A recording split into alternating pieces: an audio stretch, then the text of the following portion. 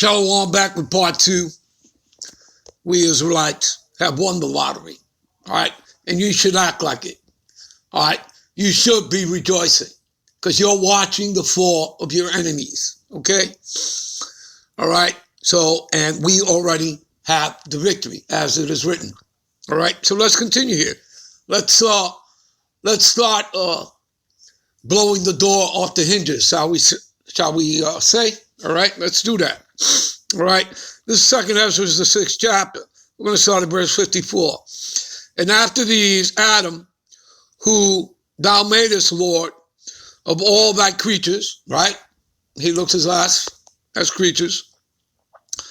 Of him come we all, and the people also whom thou hast chosen. Who has he chosen? Who has chosen people? The Israelites, all right?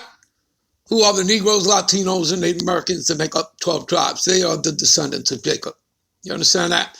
And there's no getting away from that. And we don't make that stuff up. That's here in the scriptures. All right? All right. Verse 55. All this I have spoken before thee, O Lord, because thou madest the world for our sakes. Oh, wait a minute. Really? Oh, really? Well, Esau, Edom, the Edomites would have you believe that the world is for everybody, or that all men are created equal. And that's nothing but a bold-faced lie. That's nothing but blasphemy. Okay? Let's read this again. All this have I spoken before thee, O Lord, because thou madest the world for our sakes. You see that? The world was made for the sake of Israelites. Again, when you get into these scriptures and you understand the story, then you understand that, you see the rise of the Israelites, and then you see the fall, and then you see them rise again at the end. Do you understand? Remember that this is the Lord's movie, and we have the script right here, right? It's known as the scriptures, all right? Also known as what? The good news. Yeah, good news for us, bad news for them. Okay? You understand that, people? All right? He made the world for us and them to serve us. If you don't want to believe that, or you doubt it, all you have to do is go read your birthright. Okay? I'll take you over there in a minute. Let's finish reading this. All right? As for the people which also come from Adam, right? The other nations, right? Outside of Israel. Thou hast said that they are nothing. I repeat, that they are nothing. You see, because he simply created them to serve you, to serve the Israelites, the Negro, Latinos, and Native Americans that make up 12 tribes. That's why he created the other nations, okay? And has likened the abundance of them unto a drop that falleth from a vessel. Oh, excuse me, I skipped something. But that they are nothing, but be like unto spittle. You see that? So the Lord considers them to be as spittle, as spit. All right? And has likened the abundance of them unto the drop that falleth from a vessel. There you go. Let's take you to the birthright to back it up. All right? Genesis, the 27th chapter, right? Genesis 27, verse 28 and 29. That is the birthright of the Israelites. Let's read it. Let's read what it says. Let's see if what we just read is not true. Okay? That he made the world for our sakes. Therefore, God give thee the dew of heaven and the fatness of the earth. All right? And plenty of corn and wine, which is pretty much the same thing Esau got, right? So he's living out his birthright. You understand? But he was designed and created to be the opposition, to be the wicked, to be the antagonist. You understand? The opposite of us. All right? Verse 29. Let the people serve thee. I repeat, let the people serve thee. Okay? And nations. You see that? So Esau, Edom, plus the other 16 heathen nations, right, have to serve us. Okay? Bow down to thee. You see that? They have to bow down to us. This is getting ready to happen. When Yahweh Shai comes back, breaks through the cloud, with the chariots, and the chariots already here. They're just waiting for the green light, okay, from the heavens, okay? So, because that's the curse that goeth over the face of the earth, and they're all over the place, all right? Everybody's seeing them. What's his name, the quarterback, Mayfield, him and his wife spotted one after coming out of dinner, and he put it on Twitter, and they mocked him for it. And then Tom Brady came to his aid and said, what makes you think I haven't seen, a UFO, because that's what Esau calls them. We know them as the chariots of Yahweh. They're IFOs. They're identifiable. We know what they are and who's in them. Those are the angels. All right. So let the people serve thee and the nations bow down to thee. Be Lord. I repeat, be Lord over thy brethren. Who's your brother? Esau, right? Came out first, right? What does the prophecy say? The elders shall serve the younger, right? Does it not say that? Yes, it does. All right. Let thy mother's sons, and we know that, he was only Esau. He came out first, right? And the elder has to serve the younger, according to the prophecy. Let thy mother's sons bow down to thee. He has to bow down to you. You see that? All right. Cursed be everyone that curses thee, and blessed be he that blesses thee. But you see, Esau has to bow down to you. And again, that's all going to happen in the kingdom. Again, his future is already written. It was written before he was ever born, right? Before the foundation of the world. Just like the elect, all right? Theirs was written out. Okay? You understand, people? We're moving on. All right? We're moving on. Okay? Romans 9, 3, and 4. All right? For I could wish that myself were cursed from the Hamashiach, right? Talking about Yahushua, for my brethren, my kinsmen according to the flesh. Okay? Now, when you in here in the blue letter, or you go to Bible Concordance, and you look up the word kinsman, okay? Strong's G 4773. Sungenes. Okay, this gets into. I can go get an Audi R8 and just go get and just put. This gets into the Latin, into the Spanish. Sangaria, okay, which is the blood. When you're talking about the seed of who? Israel.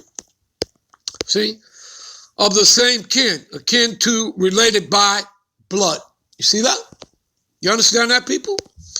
All right, so nobody can walk in, unawares, claiming to be Israel, if they're not Israel. You understand that? It doesn't work that way, people. You understand that? It has nothing to do with your outer appearance. This has everything to do with the seed. You understand that? And you are the seed of your father. You are whatever your father is. That is what determines your race, your nationality. You understand that? You understand that? You understand that you have basketball players, former players or whatever, jakes that have married heathen women. And again, this is all throughout history. This is in the book. This is all covered. Okay? And they marry heathen women like Edomite women, and their children come out, and their children may come out pale, and they may come out with blue eyes. But their father's a Jake. What does that make them? They're Jakes. They're Israelites. Just like going back in the ancient times, it was the same thing. It's no different than it has been throughout history. We were scattered into all nations. What does it tell you in Revelation, the 7th chapter? All right? Right around the 9th verse. All right? And there was a big multitude of kindreds and tongues. Israelites were scattered into all nations. They're going to look like those nations and speak in that nation's tongue, but they're Israelites by the seed of their fathers. Hello? You people get that? Right? It's not rocket science, people. Okay? All right. What else? See, who are Israelites? Okay? To whom pertaineth the adoption and the glory and the covenants, both the first, which we broke, right? Which again, was it all of Israel? No, but all of you pay as a nation. Just like the Edomites are going to pay as a nation and the other nations. Because again, they were confederate against thee. Go to Psalms 83. You'll see the hit list. Starts with Tabernacles of Edom. All right? All right, so both the first and second. And what does it say for the second? All right? What does it say for the second covenant? Let's go to Hebrews 8. 8 to 10. What does it say here? For finding fault with them, he saith, behold, the day is come, saith the Lord, when I will make a new covenant with the house of Israel. That's the northern kingdom, the 10 Indian tribes, all right, who after the Assyrian captivity, right, had escaped, all right, and made their way down through the Euphrates, through the bottom horn of Africa, all right, of the continent, and they went on to South America. And from South America, some stayed there. Then they went in deeper into the Antilles Islands, also known as the Caribbean, and then even into North America itself. You understand that, people? You got that? How did they know to come here? And remember, this is all in the scriptures. It tells you that about their journey. It took them a year and a half, to come on the ships. Okay, the same time it took Columbus, the same time it took King Solomon and his navy when they came to the Americas, known as Ophir. Okay, that's how they knew to come here.